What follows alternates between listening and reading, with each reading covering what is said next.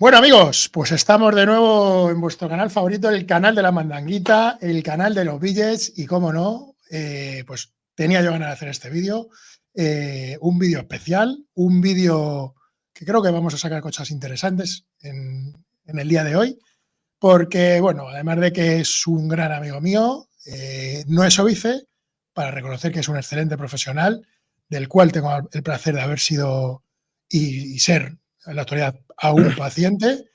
Y bueno, pues poco más, nos presentamos aquí al por todos conocidos, el doctor Andreu. ¿Qué tal? ¿Cómo ¿Qué va la tal, marcha, tío? Andreu? Muy bien, tío. Bueno, lo primero de todo, gracias por tus palabras y gracias siempre por cómo hablas de mí, cómo defiendes mi figura en redes. Yo estoy súper agradecido. Al final tenemos, como tú has dicho, una muy buena amistad.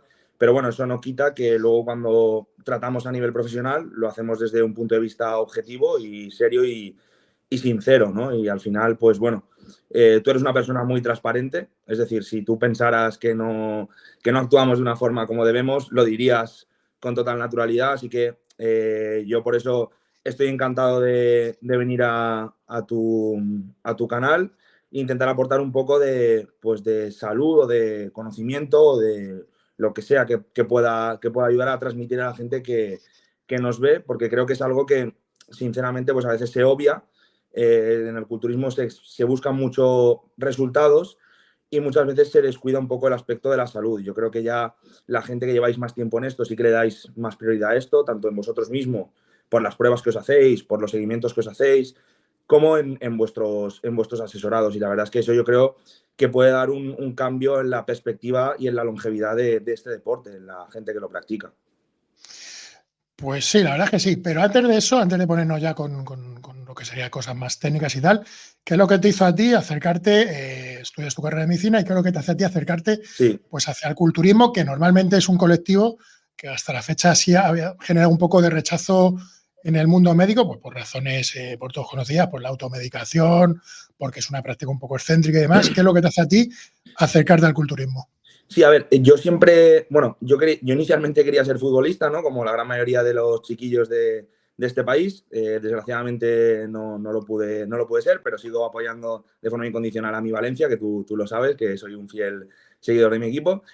Y yo tenía la figura de mi abuelo que vivía con nosotros. Mi abuelo fue árbitro de lucha libre, cuando en España la lucha libre era potente, era un que se practicaba mucho y se veía mucho.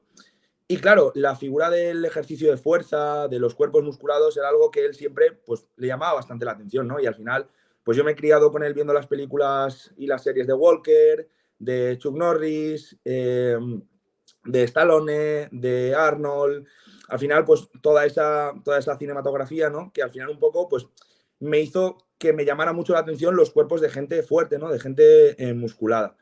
Y bueno, en el fútbol pues es algo que se puede combinar, ¿no? El ejercicio de fuerza, yo lo empecé a combinar más o menos antes de, o cuando empecé en la universidad, empecé a combinarlo y ya cuando me dejé el fútbol pues me dediqué más al culturismo, ¿no? Al levantamiento de pesas y la verdad es que me apasionó. Yo veía tus vídeos, veía los vídeos de Paco Bautista, que fue de los primeros youtubers, ¿no? Que subía en el murmullo de Paco vídeos. Veía luego pues, a Phil Heath, a Kai Green, toda esa época con esa rivalidad tan marcada que, pues bueno, llamaba mucho la atención. Yo recuerdo levantarme a ver y liar a mis compañeros de clase, alguno de ellos, para que vinieran a mi casa a ver el Mister Olympia de madrugada. O sea, al final me llamó mucho la atención y como yo era un apasionado del fútbol y ya dejé de lado eso, pues me metí a tope en el tema del culturismo. Y sí que es verdad lo que tú comentas, a mí me ha costado mucho en casa. Mi padre también es médico, es urólogo, mi hermano también es médico. Y el culturismo pues siempre se ha visto, el levantamiento de pesas se ha visto mal.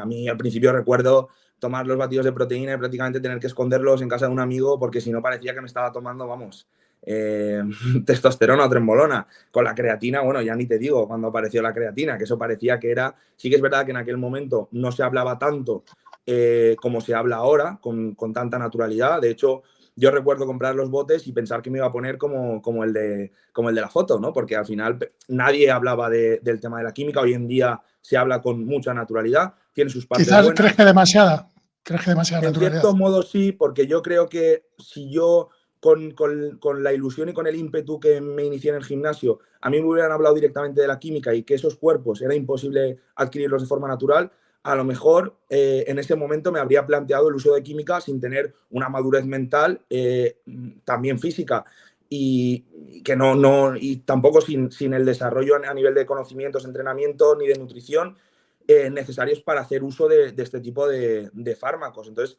creo que eso sí que en cierto modo puede inducir a chicos jóvenes a empezar antes la farmacología de la que la podrían empezar, porque yo creo que tú eso también lo habrás vivido, este aperturismo del culturismo a la sociedad y cómo se habla con esa naturalidad del uso de química. Y yo, de hecho, yo es lo que digo, yo inicié el gimnasio y pensaba que con los batidos de proteína y con la creatina te podías poner así. Yo no me planteaba que hubiera que hacer uso de otras sustancias. Entonces, en cierto modo, tiene su parte buena, porque también para la gente que hace uso de estas sustancias pueden tener conocimiento en el sentido de saber los riesgos que asumen. O sea, no hay una práctica segura de culturismo, eso lo digo ya. O sea, no hay una forma, pero ni conmigo ni con ningún doctor. Y el que te diga que con él puedes hacer una práctica segura del culturismo, yo me alejaría de esa figura. Yo, de hecho, siempre algo que intento remarcar es intentar abandonar el uso.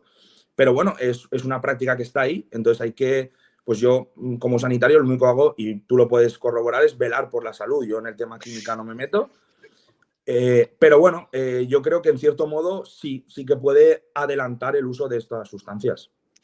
Y ya metidos en faena, bueno, decías, bueno, tú trabajas en la clínica Keval, ¿vale? Sí, o sea, yo ya metidos hice el MIR, yo hice el MIR y hice la residencia de médico de familia, trabajo en la sanidad pública como médico de familia, y luego a través de un conocido ya me presentó a Tony. Como yo me gustaba mucho esto y claro, era difícil formarse en algo, pues Tony fue el que me dio esa oportunidad. Yo evidentemente todo autodidacta, porque no hay ningún curso como tal para poder formarse. Exacto. Y yo como autodidacta pues empecé a investigar en PubMed pues los efectos de cada fármaco, efectos secundarios, uso de fármacos que ahora hablaremos para poder paliar en cierto modo efectos secundarios del uso de la farmacología. Pero bueno, no hay ninguna formación como tal, entonces también en cierto modo es normal que los médicos no tengan conocimiento al respecto, porque en la carrera no te enseñan más allá Y de una vez, lo que te iba a preguntar, sí. Andreu, una vez ya decides, bueno, comienzas a trabajar de Sí. forma decidida con el público culturista, ¿recuerdas el impacto que te generó ver tu primer paciente cuando te planteó, oye, mira, yo estoy tomando esto? ¿Qué sensación tuviste? Porque yo esto lo he hablado con Tony, la primera vez, Tony me lo comentó, que la primera vez que vio algo se sintió escandalizado. ¿Cómo te fuiste familiarizando con determinadas prácticas de pacientes que te han ido llegando a consulta y demás? Sinceramente, me sorprendió, pero no tanto, porque quizás en el momento en el que Tony se inició no se hablaba tanto de todo esto. Yo he iniciado en un momento en el que prácticamente todo el mundo habla de sus preparaciones, de los protectores que utiliza, se habla de efectos secundarios, hay muchos vídeos en YouTube, no solo en canales españoles, sino en canales de habla inglesa. Entonces, más o menos yo sabía lo que se estaba haciendo. O sea, no, aparte yo ya conocía este mundillo, por así decirlo, me había relacionado con gente al final de ir al gimnasio, pues te relacionas con gente que también practica el culturismo a nivel amateur o a nivel más profesional o más con unos objetivos competitivos. Entonces, más o menos sí que estaba familiarizado con el uso de la farmacología. Lo que quizás me tuve que ir haciendo poco a poco son las alteraciones que se ven en las analíticas. Eso sí que me chocó más que el uso de los fármacos en sí, es las alteraciones que yo iba viendo en las analíticas. Quizás yo creo que ahí está uno de los grandes cismas, porque yo, por ejemplo, tú sabes que te paso las cosas que voy haciendo y tal. Sí me choca, por ejemplo, que todavía vayas a médicos y determinados médicos no entiendan que, por ejemplo, la CPK de un deportista con mucha masa muscular y por el entrenamiento, no. Hay que dejar claro que la palabra normal, cuando se habla de valores, a mí no me gusta utilizarla, prefiero utilizar la palabra habitual, porque si fuera normal, no estaría tipificado como un rango, como algo fuera de rango en una analítica. Claro. Pero sí que es algo que es habitual. Por ejemplo, cuando se ve una CPK en un deportista ya con determinada cantidad de masa muscular o unas transaminasas con un rango un poco más alto y tal, rápidamente los médicos, yo creo que también por eso se genera mucho el recelo de muchos culturistas salir al médico, porque en cuanto ven unas analíticas un poco fuera de rango o como te digo, una CPK un poco fuera de rango, rápidamente, señales de alarma. Pues a mí la última vez recuerda que te comenté que si tenía un problema renal, si estaba cirrótico. Entonces, yo creo que eso es algo que todavía le queda al colectivo médico entender que los rangos, pues por ejemplo, hoy en día se sabe que, por ejemplo, un nivel de hematocrito depende también mucho de la altura del individuo donde viva, la altura al nivel del mar y demás. ¿Por qué no se llega a los médicos a interesar de algo que es tan sencillo como entender que no todos los baremos son adecuados para todo el mundo?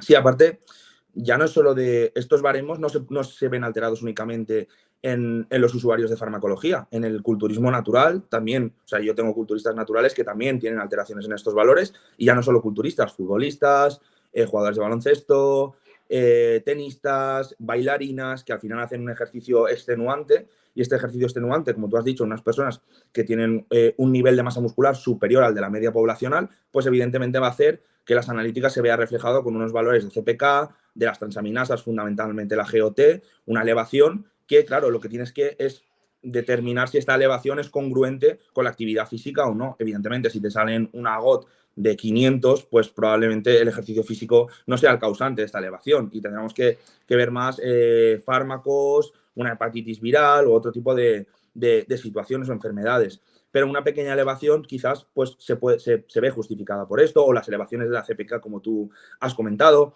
o también elevaciones de la urea y de la creatinina. La urea fundamentalmente por la ingesta por el nitrógeno de la dieta, de la proteína de la dieta. Luego también la creatina, pues bueno, por la suplementación también se puede ver elevada. También por la degradación muscular, porque la creatina también se acumula mucho a nivel muscular. Cuando degradamos fibra muscular, pues también se produce una elevación sanguínea. Y evidentemente tienes que tener ese ojo para saber si esto realmente significa una alteración patológica, porque claro, si tú haces un cálculo del filtrado, como utilizan estos valores, pues va a salir un filtrado un pelín más bajito. Entonces también hay que actualizarse en ese sentido y ver si es la práctica del deporte lo que lo justifica o no, antes de decirle ciertas cosas a una persona que, claro, pueden significar pues una preocupación grave, claro, porque tú ya estás acostumbrado a lidiar con esto, con este tipo de médicos y tal. Y bueno, estoy yo en ese sentido, o está el doctor Hernández, para poder asesorarte y poder decirte, bueno, pues esto, Sergio, no te preocupes porque es simplemente el deporte. Pero no porque seas un culturista, sino porque eres una persona que practica deporte de forma habitual. ¿Cuáles crees que son, bueno, cuáles crees no, cuáles son los valores en una analítica a los que un culturista directamente que hace uso de sustancias de ayudas ergogénicas, cuáles son los valores analíticas en los que más debe poner el ojo, es decir, lo que son los más serios factores, marcadores de salud, que se dicen? O sea, lo que más me preocupa a mí, ¿no? Como médico, cuando yo Exacto. veo una analítica, tú ahora me dices, mira, Andreu, esta es mi analítica, ¿no? Que sería lo primero en lo que yo me fijaría. Exacto. En cuanto a riesgo de salud, ¿no? En cuanto, a ver, evidentemente, si hay uso de anabólico, la inhibición del eje y las alteraciones hormonales, pues van a estar ahí, pueden haber pero a eso luego lo hablaremos, eso, lo del eje, pero sobre todo hablando de marcadores de salud general. No me preocupa tanto porque eso no puede acabar con la vida de una persona de forma aguda o mantenida en el tiempo, esa persistencia de elevación o esa alteración, pero sí que hay cosas que pueden ser dañinas, ¿no? Lo primero, el hematocrito, es decir, hoy en día hay mucha gente que intentaba analizar, no, un hematocrito así tampoco pasa nada, no, sí que puede pasar, sí que tienes más riesgo de trombosis. De hecho, hay una enfermedad que se llama policitemia vera, que se produce una elevación por una mutación en un gen del hematocrito en sangre, e incluso en algunos casos tienen que hacer extracciones de sangre, les dan aspirina y les dan ciertos fármacos para disminuir estos niveles de hematocrito, porque tienen más riesgo que la población general de tener una trombosis, un ictus, un accidente cerebrovascular, un infarto agudo de miocardio. Es decir, el hematocrito. Bueno, pero en este caso la aspirina haría de antiagregante, ¿no? Más que de bajar los niveles de hematocritos. Sí. No baja el hematocrito como tal, lo que hace es hacer la sangre más soluble por disminuir esa actividad plaquetaria. Entonces, disminuyes el riesgo de trombosis. Pero evidentemente, eso habría que ajustarlo. Luego podemos hablar de cosas que pueden ayudarnos en este sentido. A ver, evidentemente, esto que hablar del hematocrito, que hay quien le quita hierro, pues es que es por una cuestión de mera eficiencia. Es que para el corazón va a ser mucho más fácil bombear agua que bombear miel. O sea, al final, claro, la gente lo que tiene que entender que es que el hematocrito, exacto, hablando rápido y pronto, es espesor de la sangre, para que la gente lo entienda. Sí. Evidentemente, un corazón que está bombeando algo espeso no va a tener la misma eficiencia que bombear algo que fluye perfectamente. Más valores a tener en cuenta, Andreu. Claro, y luego las arterias, Sergio, no se hipertrofian. Es decir, tú la arteria tienes el calibre que tienes, independientemente de lo que peses, y al final yo se lo explico como un vaso de leche con Chocapic. Si tú metes mucho Chocapic, al final en algún momento se puede atascar esa arteria. Entonces, ese sería el problema. Más valores. El tema renal, que hay mucha gente que no le da tanta importancia, se suele fijar antes en el hígado que en el riñón. A mí me preocupa, o sea, me preocupan los dos, pero me preocupa más el riñón que el hígado. El riñón tiene una capacidad de regeneración muy baja, es decir, prácticamente es como las neuronas. Tú tienes un número determinado de nefronas con las que tú has nacido, que son las estructuras funcionales básicas del riñón, y en el momento en que hay una disminución de este número de nefronas, que hay glomerulosclerosis, que hay alteración del glomérulo renal, ya empieza a aparecer una disminución del filtrado glomerular. Va siendo progresivo, pero cuando te das cuenta con una práctica continuada, puedes acabar perfectamente en una diálisis, que eso yo lo he visto. Entonces, el tema del riñón, y sobre todo muchas veces las analíticas se piden incompletas, es decir, solo miran urea creatinina y filtrado y no miran, por ejemplo, la cistatina C, que es un valor que se eleva antes que estos otros valores que he comentado. Sí, de hecho, los culturistas sería la que se deberían de mirar, es la más Claro. fiable, la cistatina C. Luego estaría el cociente albúmina-creatinina, que vemos la excreción de proteínas en orina. Al final las proteínas es algo que no tiene que excretarse en orina o en una cantidad muy reducida. En el momento en que hay proteína en la orina ya supone un problema. Luego hay un nuevo marcador que se llama MCP1, que está en Estados Unidos, que en teoría va a llegar a España, que también es como la cistatina y se eleva antes que los otros marcadores. Pero bueno, eso sería hacer un estudio renal completo, porque muchas veces me llegan culturistas con un estudio renal incompleto, que solo tienen su urea creatinina y filtrado, y como está bien se quedan tranquilos. Luego, evidentemente, el riñón, o sea, el hígado también sería algo que preocupa, porque al final una elevación persistente de las transaminasas pues puede indicar que hay una lesión orgánica en ese hígado, con el riesgo, claro, por el uso de farmacología oral, de desarrollo de adenomas. Esto pasa también en las mujeres que toman anticonceptivas. El problema que tienen los adenomas, a diferencia de los hemangiomas, es que tienen receptores androgénicos. Pueden crecer y pueden malignizar. Tienes el riesgo de desarrollo de un adenocarcinoma. Entonces, esto es algo, evidentemente, bastante preocupante. Luego, otra cosa que yo suelo mirar mucho, el perfil lipídico, LDL, HDL y triglicéridos. Bueno, luego, evidentemente, si puedes completarlo con VLDL, lipoproteínas A, B, apolipoproteínas, pues te da mucha más información, triglicéridos. Al final se suelen ver alteraciones, bueno, elevación del LDL y un HDL bastante suprimido, que el problema del HDL es que muchas veces la gente viene con LDLs buenos, es decir, LDLs bajos, porque algunos incluso se suplementan ya con estatinas o con suplementos tipo la monocolina K, que al final es como la lovastatina, es como actúa como una estatina, solo que cuando se iba a patentar se quedó la patente otro compuesto activo y al final eso se quedó como suplemento, pero a nivel de eficacia es muy eficaz, la levadura de arroz rojo, que contiene la monocolina K. Entonces, la disminución del HDL, por cada punto que disminuye el HDL, aumenta el riesgo cardiovascular de forma independiente del resto de parámetros del colesterol. Y esto es algo que la gente no tiene en cuenta, porque muchas veces se quedan tranquilos porque tienen un LDL en rango para el riesgo cardiovascular que tienes, es decir, por debajo de 100 por el uso de fármacos ya es un riesgo cardiovascular alto, pero sin embargo tienen HDLs suprimidos, muy bajos. Y de hecho, el daño del anabólico, más que suba el LDL, es que baja el HDL. Sí, exacto. Y ya no solo el anabólico, los inhibidores de aromatasa. Esto es algo que se carga el HDL y muchas veces se utilizan de forma indiscriminada, que de hecho es una de las cosas que yo intenté comentar cuando empecé en todo esto, era el uso discriminado de inhibidores de aromatasa y de cabergolina, que yo veía que se utilizaba un poco sin sentido, como, pues eso, disparando, matando moscas a cañonazos. De todo lo hormonal, ahora hablaremos porque sí. ahí también más nada, pero haciendo, volviendo a lo que has dicho del riñón y del hígado, podríamos decir que el riñón, o sea, que el hígado te obliga, cuando eres culturista, que el hígado te obliga a parar, pero que el riñón te obliga a retirarte. Sí, totalmente.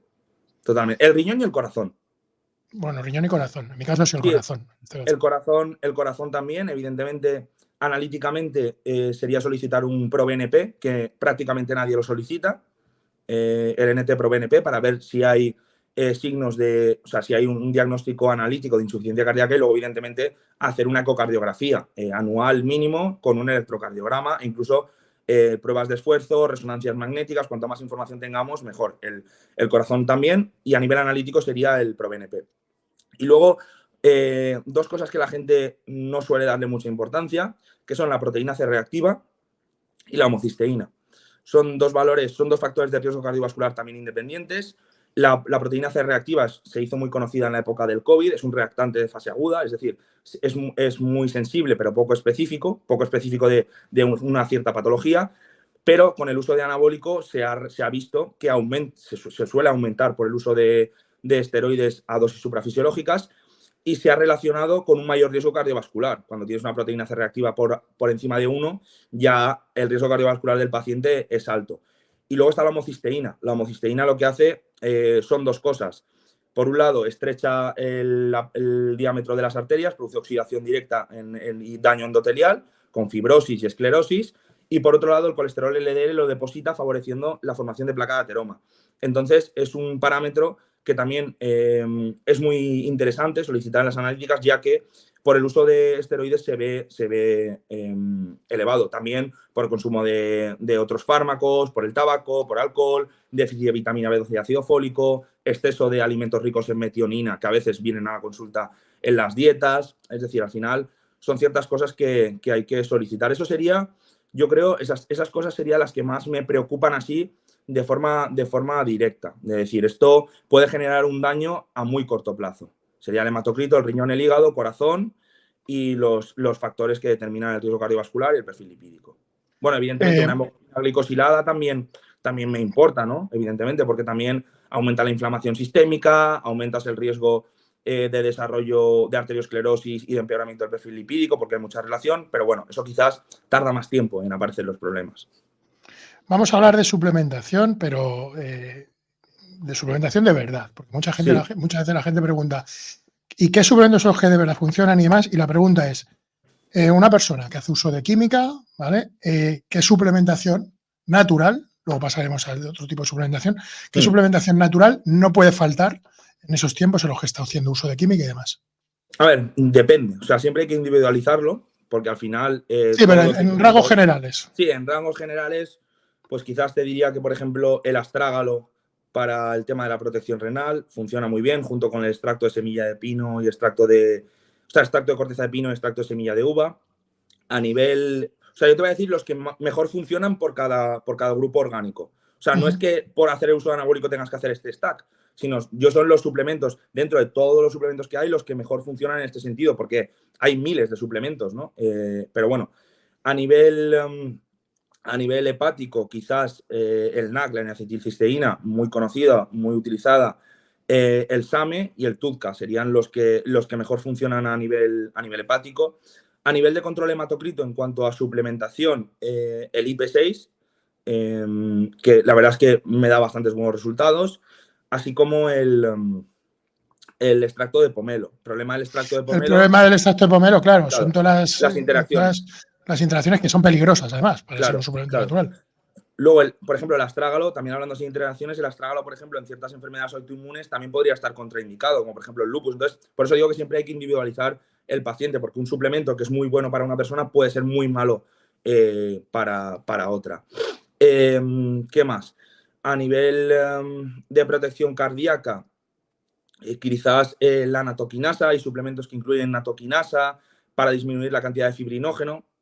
Bueno, eso no lo había dicho. La coagulación también es muy importante. El tema la natoquinasa que en sí también lo que provoca es un efecto antiagregante. Exacto. Y aparte disminuye la cantidad de fibrinógeno. Entonces también disminuye este riesgo de trombosis que suele ser aumentado en los usuarios de esteroides.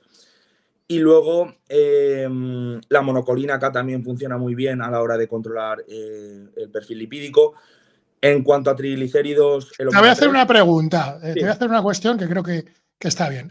Una persona que tiene hematocrito alto... Sí. Vamos a partir de la premisa que no debería de tomar una persona que tiene hematocrito alto. Bueno, no debería tomar nadie, realmente. Pero especialmente una persona con hematocrito alto... tiene hematocrito alto y tiene perfil lipídico. Es una persona que va un campeonato del mundo y tiene que ir sí o sí. Y tiene hematocrito alto y tiene perfil lipídico alterado. ¿Qué optas? ¿Por bajarle con extracto de pomelo o suplementarle con monacolina?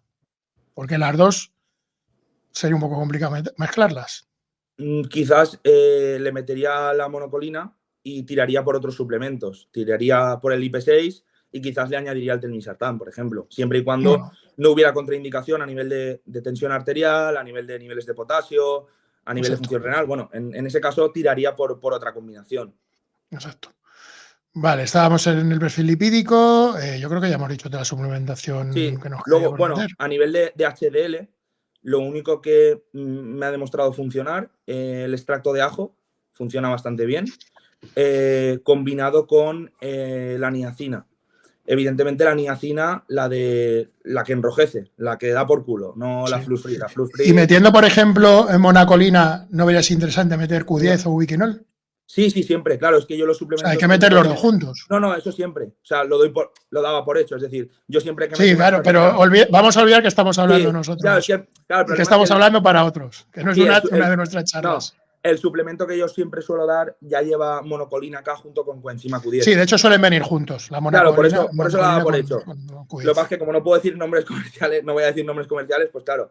A ver, claro, lo que tú has comentado, cuando se da una estatina o la monocolina K, que al final es lo mismo, estos actúan a través de reduciendo la actividad de una enzima que se llama HMG-CoA reductasa. Esto, claro, disminuye los niveles de colesterol LDL, pero también disminuye los niveles de coenzima Q10, que curiosamente se encuentran en el músculo esquelético, riesgo de lesiones, en el músculo cardíaco, riesgo de daño cardíaco, y en el hígado, riesgo de elevación de las transaminasas. De Y hecho, además quizás, corrígeme si me equivoco, perdona, el dime. meter la Q10 o el ubiquinol en este caso, yo siempre uso ubiquinol, evita uno de los efectos secundarios de las estatinas, en este caso a grandes dosis la monacolina actuaría como una estatina, que son las mialgias. Claro, sí, las mialgias son por este daño a nivel del músculo esquelético, por la disminución de los niveles de Q10 y de hecho tienes más riesgo de lesionarte. Luego también, por ejemplo, a nivel de estatinas, siempre hay algunas que dañan menos el músculo.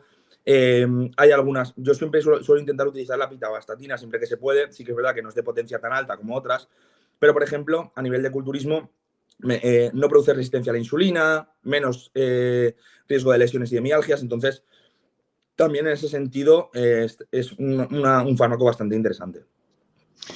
Vale, hemos hablado de suplementación natural, ¿vale? Y vamos ahora a hablar sobre algo que conmigo siempre ha generado mucha polémica esta parte. Creo que porque no sé.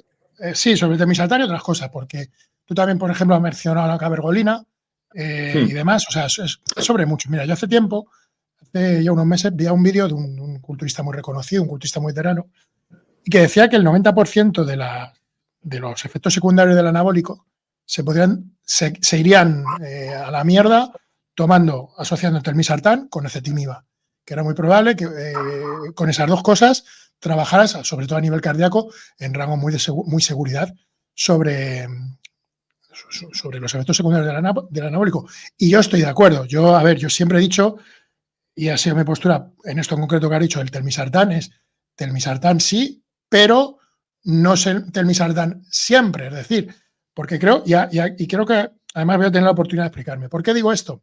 Porque creo que, voy a poner un ejemplo, el telmisartán creo que es un fármaco que surge en los años 90, si mal no me acuerdo, o es un fármaco relativamente reciente. Sí. Es decir, que es muy posterior al abuso o al llamado abuso de esteroides en el culturismo. Es muy posterior. No sé el año concreto de la creación del telmisartán, pero es posterior al abuso del anabólico. Si fuera tan indispensable como ahora se cree o se dice, la tasa de enfermedades coronarias y cardíacas en culturistas antiguos sería muy alta. Y lo cierto es que los problemas cardíacos y demás se están viendo en culturistas más jóvenes. Entonces, partiendo de una base de que creo que todos estamos de acuerdo en que el telmisartán, por ejemplo, estamos hablando de telmisartán, pero esto lo puedo aplicar a la cabergolina, lo puedo aplicar a otros fármacos, ¿vale? Partiendo de la base de que todos sabemos que el telmisartán y otros fármacos, el telmisartán en concreto, es un fármaco que actúa, pues, por ejemplo, en la remodelación cardíaca, que sabemos que es uno de los problemas del anabólico y tal, que todos sabemos que funcionan. La cuestión es, ¿no hubiera sido más lógico, que es lo que yo creo, haber hecho uso de fármacos como estos para mantener las dosis que antiguamente se mantenían? Porque a mí lo que me parece, y es el problema de este tipo de fármacos, es que han supuesto para muchos como una especie de mágico, como dice, bueno, Sí, La fórmula que se está siguiendo con esto es, por ejemplo, cambiando el telmisartán, vamos a hablar de la cabergolina. La gente sabía que la cabergolina se usaba con la trembo, se puede usar con la trembo, pero la fórmula estándar que había para la trembolona, la que yo conozco, eran 300 miligramos semanales. Ahora, vía cabergolina, la gente se mete 700, 800, es una puta burrada de trembolona, partiendo de la base que la trembolona ya de por sí es un fármaco muy complicado. Entonces es a lo que voy. ¿No crees que esta sobreinformación, no crees que estos conocimientos de fármacos que sí que funcionan, repito, que sí que tienen su espacio, han provocado una falsa sensación de seguridad totalmente. que hacen que las dosis se hayan multiplicado por 2 en base a cómo estoy cubierto, cómo estoy? Entonces, ¿hasta qué punto la eficacia de un producto como estos te cubre cuando estás duplicando, triplicando las dosis que se saben que se estaban usando?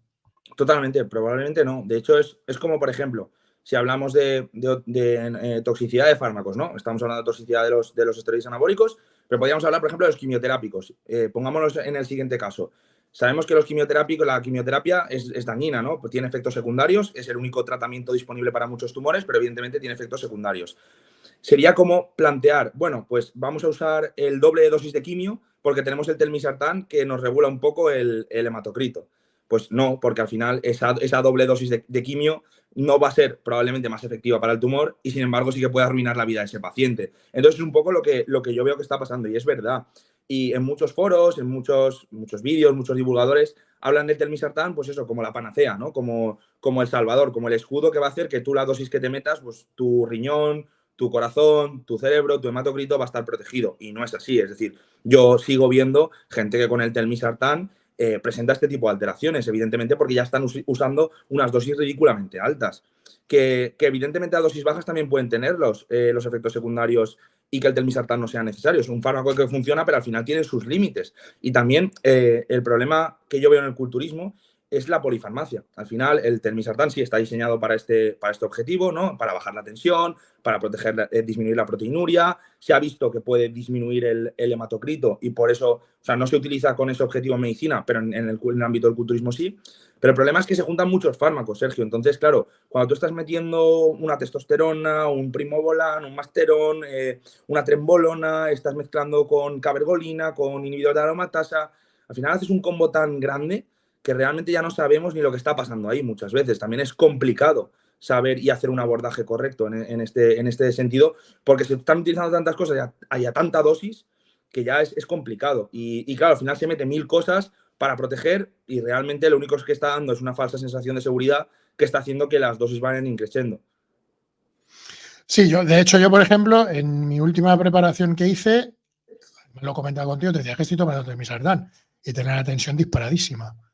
Entonces llega un momento que, claro, genera, yo bajo mi punto de vista, genera seguridad. Yo creo que lo interesante sería incluir este tipo de fármacos que están probados, que se sabe que funcionan, que son eficientes, pero no a cambio de duplicar la dosis, sino hacer lo que ya era relativamente bueno o menos malo, hacerlo un poco más seguro, más eficiente.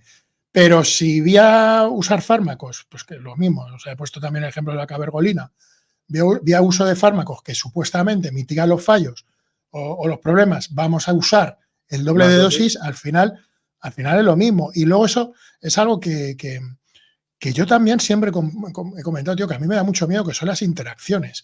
Porque claro, hasta qué punto, ya no solo interacciones de fármacos, sino tienes que sumar a toda la cantidad de fármacos que se están usando, que no se sabe, la dosis, que no hay dosis no hay estudios con estos rangos de dosis porque no tendría ningún sentido la Y luego medicina también tampoco aplicada. sabemos la dosis que se está aplicando porque muchos son de mercado underground, con lo cual no sabemos Exacto. la posología real.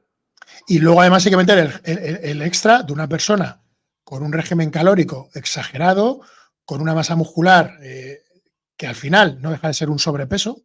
O sea, porque Sí, una persona, aunque pese 40 kilos por encima de su talla de músculo, sigue siendo un estrés cardíaco y demás, ¿vale? Y además un entrenamiento que llegados a según qué niveles son entrenamientos muy demandantes.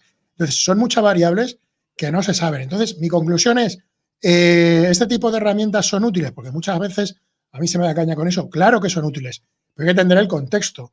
Yo, por ejemplo, nunca los he utilizado porque yo toda mi puta vida he sido hipotenso. Entonces, para mí no tiene mucho sentido. Y algo, por ejemplo, que veo también que pasa ahora, que ahora se está recetando, ahora hay quien manda mucho beta bloqueantes. Tío, Sí, yo por me el pongo las... clenbuterol. No, ya fuera de clenbuterol. O Fuera sea, del en el clenbuterol. clenbuterol podría tener cierta explicación, pero el usar beta bloqueantes, yo te lo comenté cuando empecé con mi tratamiento para el corazón, estaba con beta bloqueantes y a mí me resultaba imposible entrenar. Sí, el Porque el rendimiento te lo corazón no disminuye. va, el corazón no va. Claro. Entonces, tío, ¿hasta qué punto un culturista le interesa tomar algo que va a permitir que el entrenamiento no se optimice? No le veo mucha lógica, tío. Sí, aparte que puede ser peligroso en un determinado momento que tú metas varios hipotensores al mismo momento, aparte de un preentreno que lleva un donante de óxido nítrico que también puede producir hipotensión, y que te pongas bajo una barra de sentadilla con 200, 300 kilos y te pega un chungo y se te caiga la barra encima. Pues eso también puede ser un problema, que eso la gente no lo ve, eso tampoco lo ven. Entonces, por eso, telmisartán sí, es un fármaco interesante a nivel de protección cardíaca, a nivel de protección renal, pero creo que no para todo el mundo, primero, y pensar que con el telmisartán estamos salvados y podemos seguir subiendo y escalando dosis es un error, porque al final la toxicidad de cualquier fármaco, y especialmente de los esteroides, es dosis y tiempo dependiente. Sí, pero vamos, tampoco quería enfocar esto en el telmisartán, que, a ver, que Sí, no, tampoco, a mí no cabergolina me parece, a mí, por ejemplo, a mí en concreto el telmisartán no me parece un fármaco peligroso, sino que lo que cuando yo hablo de telmisartán es un poco en base a lo que genera Sí, sí, sí. a nivel falsa sensación de seguridad. No porque el telmisartán, o sea, no te vas a poner chungo por tomar tu telmisartán, a no ser que tengas un problema con el potasio y demás. O sea, tampoco, también en ese sentido, quiero ser claro. Pero, por ejemplo, había otro fármaco que hemos dicho, que es la cabergolina, que, y esto es un tema que yo cuando alguna vez hemos mirado analíticas y tal, siempre hago contigo, tío, es que para mí la sobreexposición a la cabergolina, eso sí que me parece matar un mosquito a cañonazos. Porque lo primero, hay que saber entender cómo funciona unos niveles de cabergolina. Y eso es algo que sí que me gustaría que explicaras bien, Andreu, porque hoy en día la gente es como muy obsesionada con la prolactina, ¿vale? Y es como, hostia, ¿cómo se lee correctamente unos niveles de prolactina elevados? Sí, aparte de eso, que unos niveles demasiado bajos de prolactina pueden ser perjudiciales también.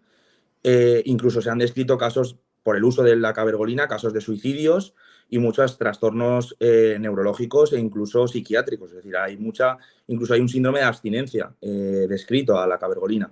El problema de la prolactina es que muchas veces la lectura no es correcta. Mira, la prolactina se puede elevar, es una hormona que en fases agudas se pueden elevar, en fases de estrés. Entonces, por ejemplo, simplemente el pinchazo de la aguja ya puede elevar falsamente los niveles de prolactina en la analítica. Tener relaciones sexuales la noche de antes de la extracción analítica o el ejercicio físico intenso también lo puede elevar. Entonces, a mí muchas veces me llegan con una primera analítica de una cabergolina de 25, 24 y ya evidentemente todo el mundo le metería directamente la cabergolina, que son una elevación mínima.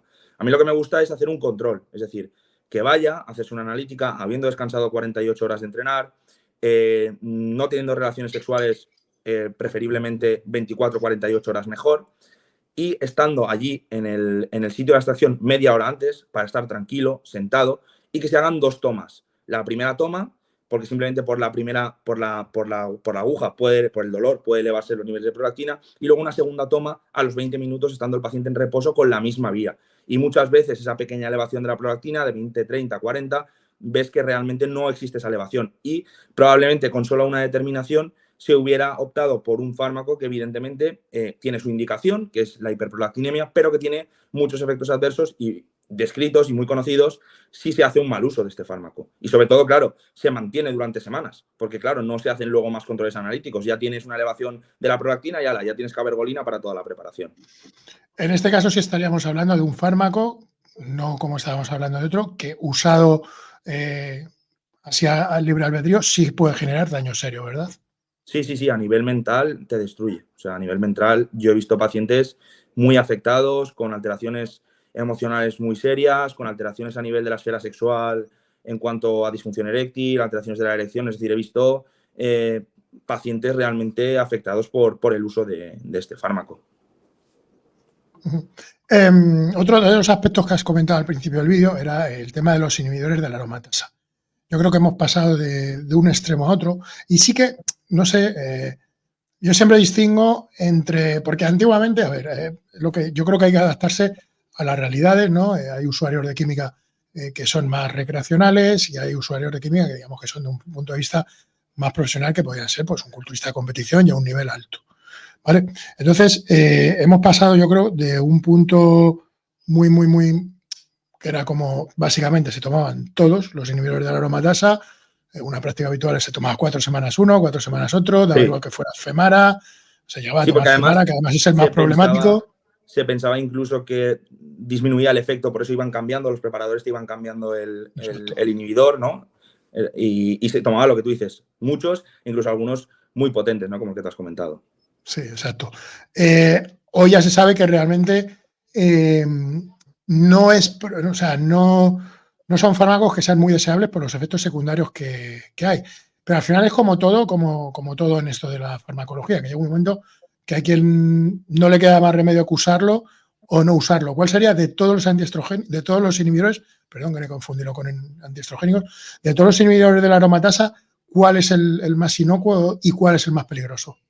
A ver, más peligrosos, a ver, los más potentes, realmente, quizás el Femara, todos estos son los más potentes y son los que yo intentaría evitar porque al final son los que más te tocan el HDL. También, evidentemente, al ser presentación oral, tienen toxicidad hepática. Quizás el aromasil sería el más benévolo, dentro de que no me gusta ninguno de los inhibidores de aromatasa, quizás sería el más benévolo. ¿Por qué? Porque altera menos el perfil lipídico, daña menos el HDL y sobre todo por algo muy importante. Y es que realmente el inhibidor de aromatasa se tiene que utilizar cuando hay una elevación muy marcada del estradiol, ¿no? Con problemas de ginecomastia, porque luego si quieres hablamos del estradiol porque está muy demonizado y no es tan así como se tiene la gente. De hecho es necesario para la hipertrofia.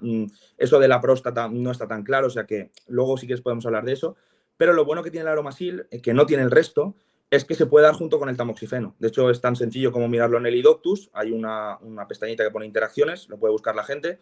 Si tú pones aromasil más tamoxifeno, no hay ningún tipo de interacción. Si tú pones el resto de inhibidores de aromatasa con el tamoxifeno, disminuye la actividad del tamoxifeno, con lo cual te estás limitando la actividad a la hora de proteger o de tratar una ginecomastia. Entonces, quizás no sería muy inteligente utilizar el otro tipo de inhibidores de aromatasa con este objetivo, ¿no? Porque al final estás limitando la actividad para la cual lo usas realmente, porque eso es la principal indicación, sería el desarrollo de ginecomastia por unos niveles desproporcionados de estradiol.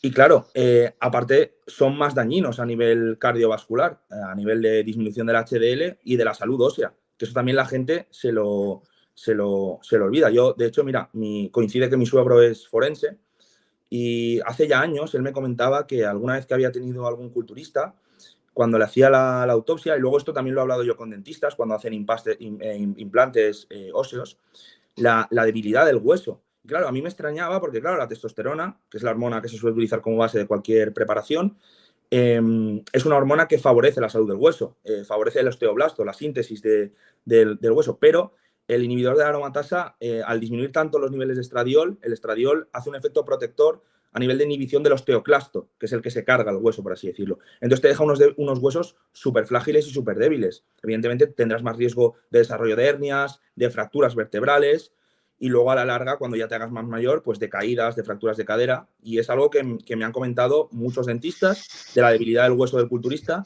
Y mi suegro me lo ha comentado en las autopsias que el hueso de, por ejemplo, la cavidad torácica, cuando tenían que abrir para hacer la inspección a nivel cardíaco y pulmonar, que le parecía papel de fumar, que le sorprendía la fragilidad y la debilidad de ese hueso. Hombre, es que yo creo que, a ver, creo que habría que dejar muy claro que en esto de la química hay muchísimo abuso, porque yo soy los que piensa que todo lo que sea más allá de pasar del uso terapéutico ya es abuso, como sería con cualquier otro fármaco, es decir, con una benzodiazepina, si te recetan 10 miligramos y tú decides tomar 30, ya estás haciendo abuso, Exacto. no hay que tomarse 50. Entonces, con el anabólico, todo lo que sea pasar de la dosis terapéutica, bajo mi punto de vista, ya es abuso y es un problema. Yo creo que debemos partir de la premisa que los culturistas todos caemos en abuso y que todos caemos en comportamientos adictivos. Y eso es un hecho, vamos, pero como un piano de grande. Entonces creo que sí que es cierto que, por ejemplo, con inhibidores de la aromatasa y que con otros fármacos sí que durante muchos años se ha caído en el, bueno, yo lo tomo por si acaso, cuando realmente lo cierto es que hay muchísima farmacología, pues tú te pones a quitar farmacología, si bien es cierto que no se debería tomar nada, cuando haces una lectura de todo lo que deberías de tomar, al final te quedarías con 3 o 4 cosas como máximo. Entonces, esa polifarmacia, ese uso que se ha extendido de que hay que usar tantísimo, que realmente no habría que usar nada, vale, pero una vez puestos en faena, yo creo que cuanta menos farmacología se use mejor, desde luego. Te quería hacer otra pregunta, ¿vale? Porque hemos hablado has comentado antes sobre las pruebas que se tienen que hacer un culturista, pero hemos comentado solo sobre perdón, sobre el tema de corazón. ¿Qué otro tipo de pruebas crees que se debe hacer un culturista para chequear su salud? Pues una ecografía abdominal, eso sería la verdad bastante interesante para ver cómo está el riñón, para ver si hay hipertrofia o atrofia renal, si hay cierto grado de glomerulosclerosis, si hubiera alguna litiasis por ejemplo, el uso de diuréticos precompetición que pudiera producir una glomerulonefrosis, ver cómo está la vejiga también y la próstata, ver cómo está el hígado, ver cómo está el páncreas. Una ecografía cardíaca sería muy interesante. Luego, algo que cada vez la gente más importancia le está dando antes, la gente, el culturista ronca, el culturista se duerme durante el día porque come mucho, porque pesa mucho. Y no se valoraba tanto el síndrome de la apnea del sueño, se dejaba pasar mucho. Y es algo bastante importante, porque claro, aparte de la elevación del hematocrito, también por el daño cardíaco que produce. Entonces, es una prueba que es bastante rentable, es bastante fácil y accesible para todo el mundo. Y creo que es algo que una persona que tiene un peso elevado debería hacerse, no solo un culturista, pero cualquier. Es que quizás esto que comentas, y mucha gente no lo entiende, es que el culturista cuando llega ya a unos kilos, vamos a poner un culturista que pese 30, 40 kilos por encima de su talla, ¿vale? Yo llegaba a pesar, bueno, yo ahora estoy sin química y peso 103 y mido unos 64, pero el culturista cuando ya llega a 30, 40 kilos por encima de su talla, tiene el frente abierto de las sustancias, del daño que generan las sustancias a nivel cardíaco, el sobrepeso, porque lo hemos dicho, al final el sobrepeso, sea de grasa o sea de Da músculo, igual, el cuerpo no sigue lo siendo entiende. sobrepeso, el cuerpo no lo entiende porque está tu cuerpo, para que la gente lo entienda, aunque sea masa muscular, tu corazón tiene que irrigar toda esa masa muscular. Entonces, eso es un sobreesfuerzo, tener esa masa muscular tan grande. Y el crecimiento del cuello también a nivel El de crecimiento del la vía cuello, aérea. exacto.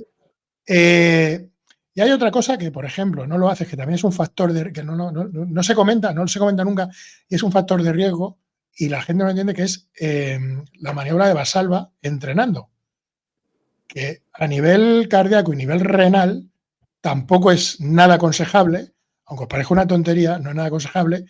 De hecho, cuando estáis enfermos, cuando tenéis algún problema en el corazón, lo primero que os van a preguntar es si entrenando lo hacéis, y luego la apnea del sueño. Hay muchísimos frentes abiertos a nivel cardíaco, entonces sí que hay que poner atención en eso, porque el corazón llega un momento que dice hasta aquí, y se ven cada vez más insuficiencias a nivel cardíaco. Y De hecho, no, una de dime, las dime, razones, perdona. por las que la gente dice, ¿por qué se hipertrofia el corazón de esa manera? El ventrículo derecho es porque es una de las partes del cuerpo con más receptores androgénicos, ¿no? Sí, y luego el ventrículo izquierdo por la sobrecarga que produce ese exceso de masa El muscular y trabajo. ese exceso de peso, el trabajo que supone claro, con un hematocrito encima elevado, incluso a veces con una diuresis que produce un aumento del hematocrito por esa deshidratación, por esa arteriosclerosis, por esa hipertrofia también inicial del corazón, que luego al final se acaba dilatando, entonces ese corazón no late bien y retienes líquidos. Entonces, claro, evidentemente eso es un sobreesfuerzo y es algo que se tiene que mirar y estudiar. De hecho, lo que tú has comentado del Valsalva es muy interesante, porque mucha gente, ya no hablando de culturistas, sino gente mayor o gente que tiene problemas cardíacos, ha fallecido yendo al baño. Porque cuando vamos al baño la maniobra de Valsalva es algo que hay que hacer para poder sacar el exceso de materia fecal que tenemos en nuestro organismo. Entonces, este Valsalva es perjudicial, y tú lo has comentado a nivel de entrenamiento, pero es que se han descrito muchos casos de muertes por este motivo en gente con patología con patología cardíaca. Y luego Pues también esto no lo sabía. el uso de la hormona de crecimiento, también evidentemente, junto con el anabólico, va a producir esa hipertrofia del corazón.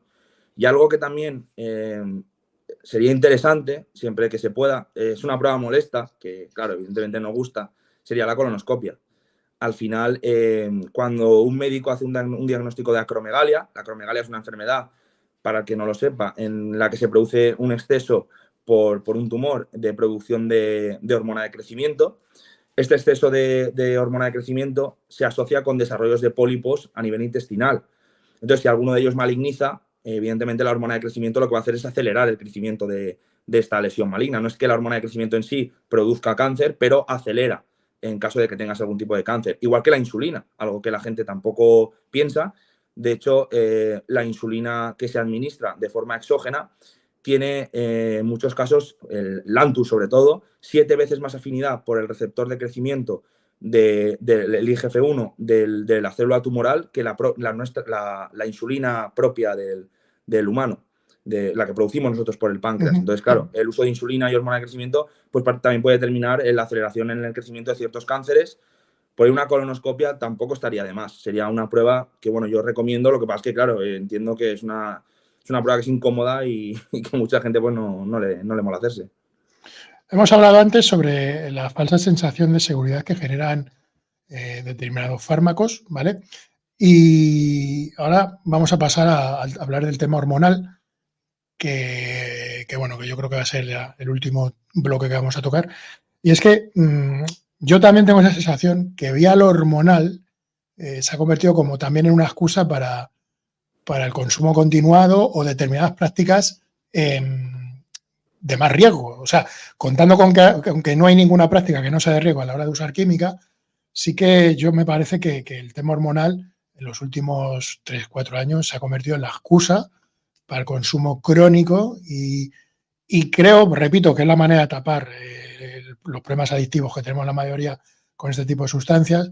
El perfil, el tema de, no, es que si corto me baja la libido, si corto o hago el Blast and Cruise o hago, como dices tú, el TRT juguetón, porque al final, claro, la gente tiene que entender que, bueno, porque un día el pito no te vaya bien, no te vas a morir. No te vas a morir, exacto.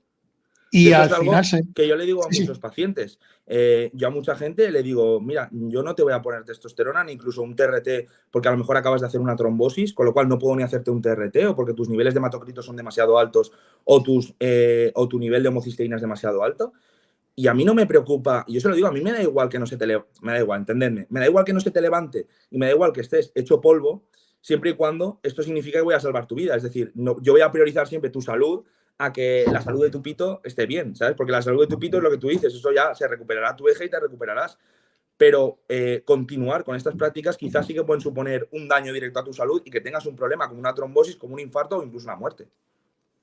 Es que sí, yo creo que en nombre de la salud hormonal se ha obviado lo que es la salud general, ¿vale? Sí. Y es algo que tú y yo hemos hablado mucho por privado y es algo que yo alguna vez lo he puesto también en stories de Instagram y tal, y es que, aparte tú y yo el otro día lo estábamos hablando, es que cuando ves una analítica de TRT, sabes perfectamente que está en TRT, porque sí o sí va a haber un nivel de hematocrito elevado, cierto que en un nivel de hematocrito de un tipo que está en pleno ciclo, pero es un nivel fuera de rango y que el perfil lipídico está alterado. Entonces ya tenemos 2 factores de riesgo a nivel cardíaco que perpetuados en el tiempo pues pueden ser un problema.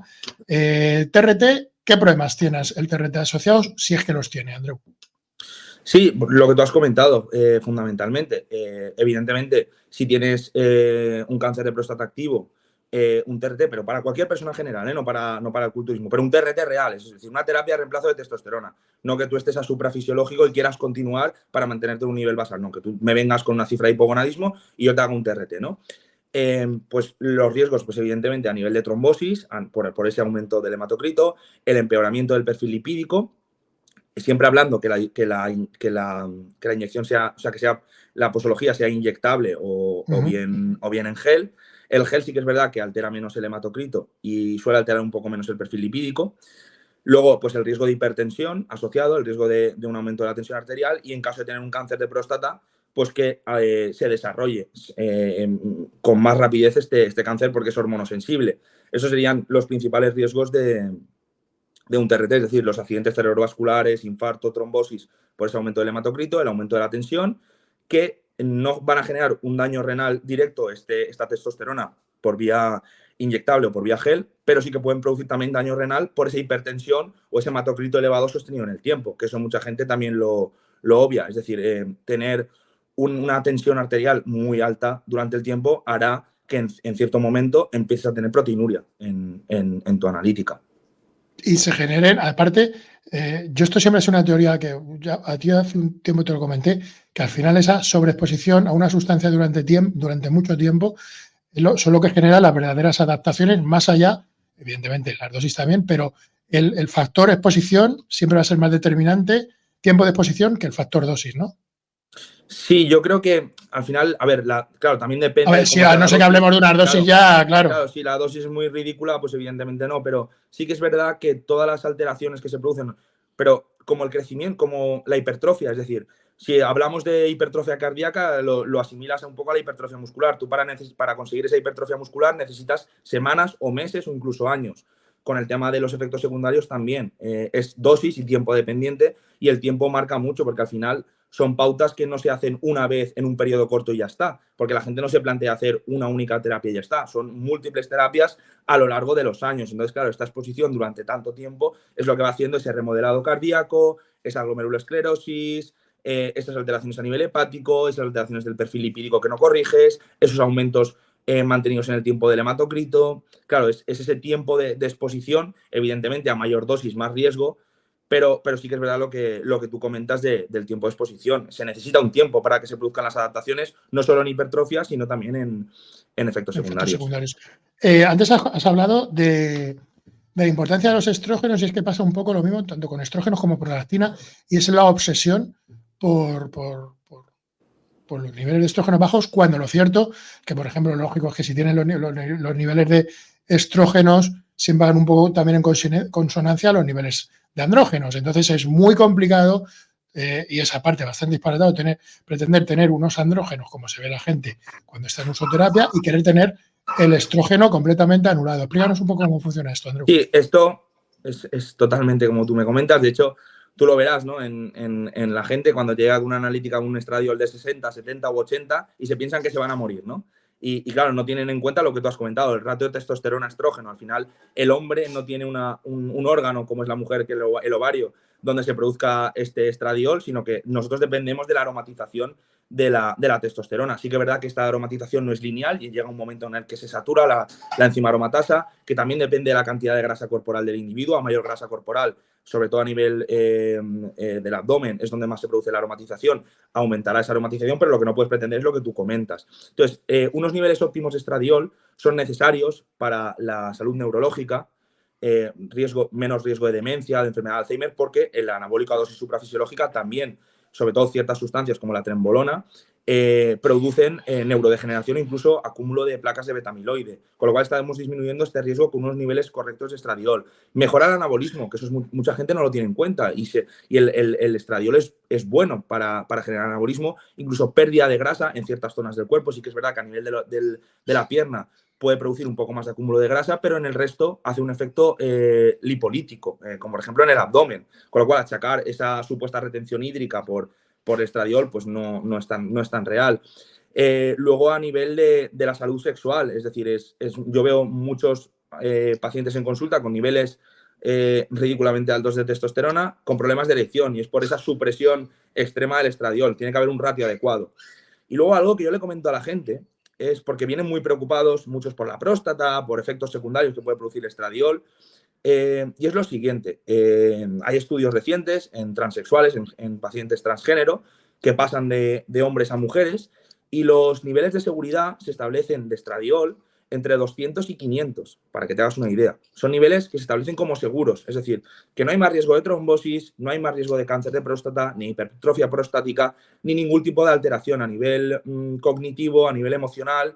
ni a nivel de salud. No hay organicidad con esos niveles de estradiol. Entonces, la gente tiene un concepto bastante erróneo. No estoy diciendo que haya que tener unos niveles de estradiol de 200, porque probablemente con esos niveles tengamos problemas de ginecomastia u otros problemas, pero que para que veáis que no es tan dañino el estradiol, de hecho, nos ofrece muchos efectos beneficiosos, como por ejemplo también la sensibilidad a la insulina. Incluso hay muchos esteroides que por no aromatizar, cuando se utilizaban de forma individual en los estudios, se veía que producían daño renal.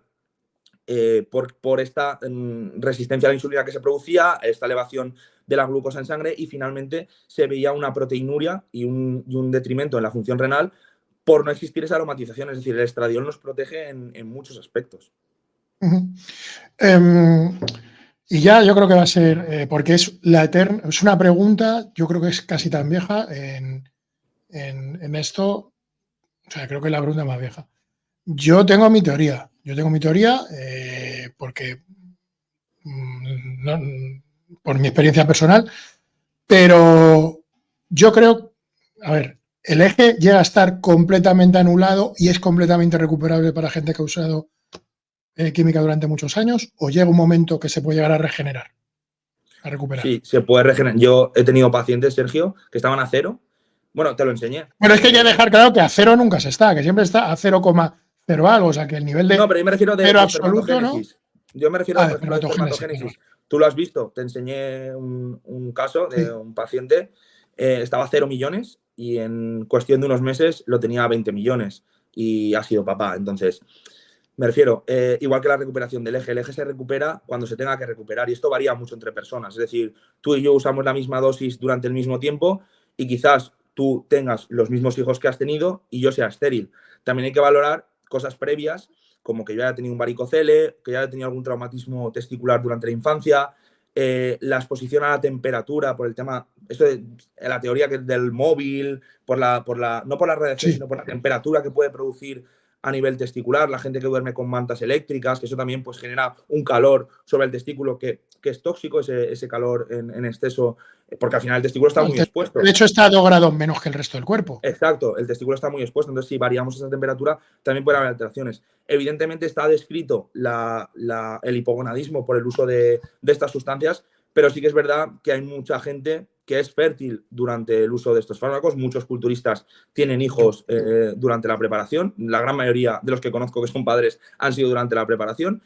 Y bueno, luego dejan de usar el anabólico, hacen un postciclo. El postciclo no es para recuperar el eje, que luego también el tema del postciclo hay mucho mito de no, si no haces un postciclo. Hombre, no es que el postciclo lo que hay que decir es que es un sostén, no una herramienta recuperadora.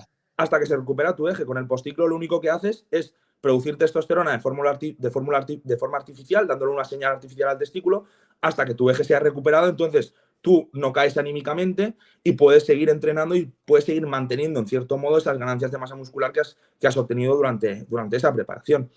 Entonces, esto es muy variable, Sergio. Yo veo gente que hace uso de sustancias a bajas dosis durante muy poco y ya tienen un hipogonadismo que si no les hago un TRT no se les recupera. Luego hay gente que ha estado usando durante años, se dejan el anabólico y a los 2 meses ya están recuperados o al mes. Varía mucho entre personas. Yo creo que ahí tiene que haber un factor genético y también de cómo esté previamente ese eje. Porque, claro, la gente normalmente no se hace ni analíticas ni espermiogramas previos, siempre se lo hace post. Entonces no sabemos realmente cómo está previamente. Eso también nos da falsa información en ese sentido. Hombre, y quizás también hay una cosa que tener en cuenta que, por ejemplo, yo ahora soy una persona que yo empecé a tomar anabólicos con 20 y tantos años, ¿no? Y tengo 40. Y claro, yo la memoria mía que tengo del tiempo de no estar usando anabólico era el de un chaval de 20 y tantos años. Entonces, claro, aunque no hubiera tomado anabólicos, no estaría igual. O sea, no volvería a ser ese Sergio de 20 y tantos años con 43, aunque los anabólicos no eran esta mi vida. O sea, mi padre no era el mismo con 20 años que con 50 y nunca tomó anabólicos. Entonces la gente también tiene que tener eso en cuenta. Claro, es que no es lo mismo que tú hagas uso de anabólico, lo que tú dices, con 22 años, cortas a los 23 y ya te recuperas. Probablemente tu recuperación sea mejor que la que tienes ahora con 40 y tantos años. ¿Por qué? Porque tu testículo ha envejecido. O sea, de hecho, exacto, tú sin usar anabólico, probablemente con 40 años, tendrías unos niveles de testosterona más bajos que los que tenías con 22, pero porque es biológico. O sea, es algo innato, es algo que va unido al envejecimiento. Pues nada, pues yo creo que ya estaría. Doctor, nos hemos zurrado más de una horita y Sí, 4. hemos estado aquí un ratito. A ver si ahora lo consigo grabar bien y no lo pierdo. Vamos a ver. Finalizar grabación.